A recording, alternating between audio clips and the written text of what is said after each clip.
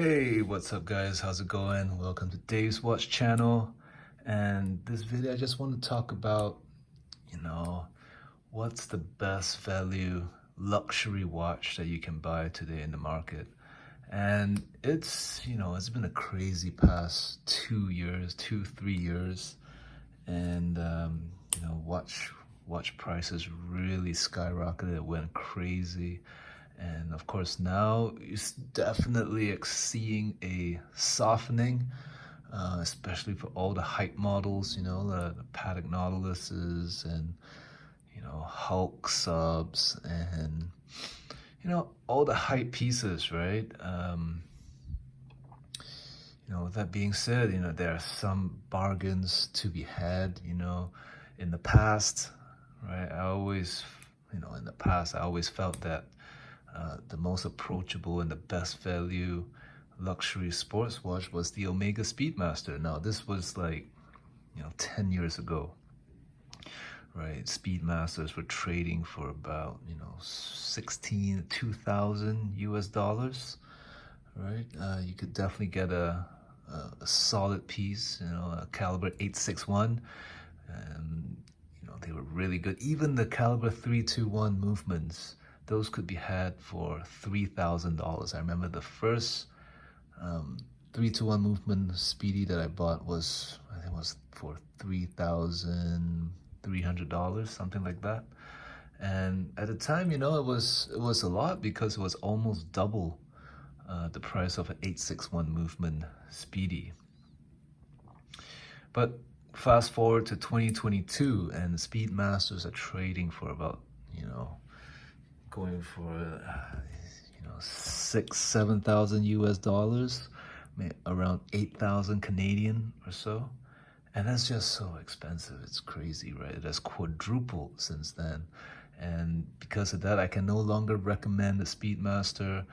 And unfortunately, I just don't foresee myself purchasing one. I just can't bring myself to pay that much money for an experience that I've already had. And they were great experiences, right? Mind you, the Speedmaster is a great watch.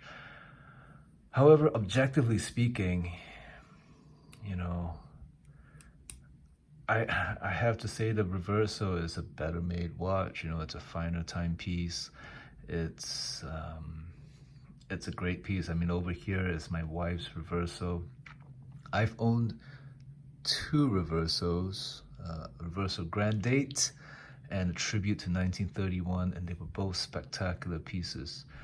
A couple nuances, I did feel that the Grand Date was just a bit too chunky, and Tribute to 1931, it was just a little too long, a little too flat. It didn't sit, it wasn't very ergonomic for my wrists, especially since they're a little smaller. But the new Tribute Reversos that's coming out today, the lugs kind of taper down, kind of like this, So if you have the money, you've been saving up for a luxury wristwatch, I have to recommend the JLC Reverso, the JAeger LeCoultre Reverso.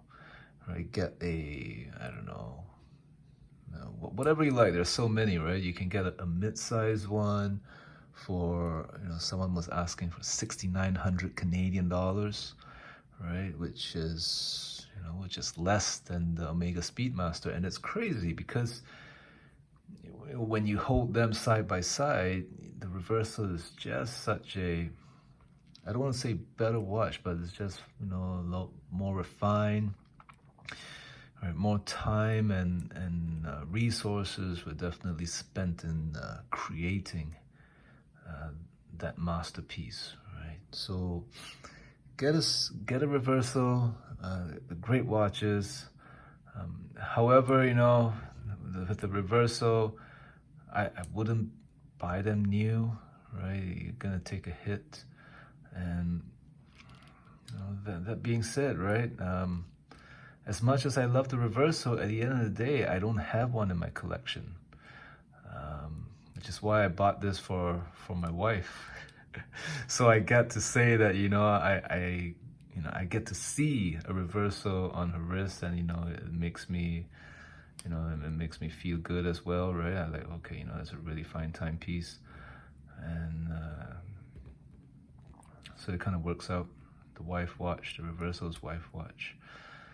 Why don't I have a Reverso? Well, that's a very good question, right? And it's really because I decided to purchase this Patek Calatrava instead, right? And I think that's the problem with the Reverso as well, is that it's seen as a dress watch, but when you think of dress watches, right, the creme de la creme is still gonna be, right, a Patek Calatrava or a Vacheron Patrimony, or Lange and Söhne Saxonia, or 1815, something like that, right?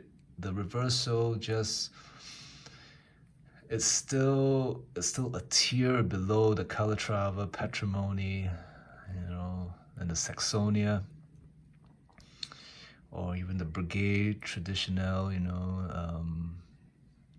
which is unfortunate, right? Because I think that's the problem with the Reverso, is that it's neither a pure dress watch, and it's definitely not a pure sports watch as well, even though it was conceived right, with the intention to accommodate polo players, aristocrats, British people, British soldiers riding on horses with long sticks hitting a ball at one another.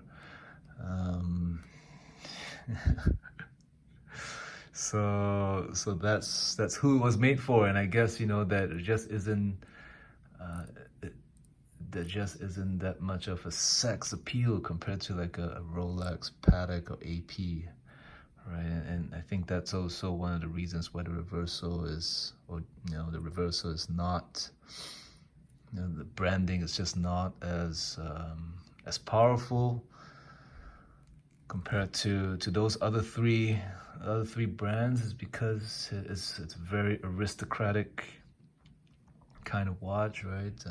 Was it the Duke of Edinburgh who also wore one? And I mean, sophisticated politicians, right, would sport one of these, and it's not for the masses, right? But it's a beautiful watch. If you're looking for a rectangular watch, right, the Reverso is the piece for you, right? So I would highly recommend it. A great buying, great watches, and just a lot of fun to have on the wrist as well,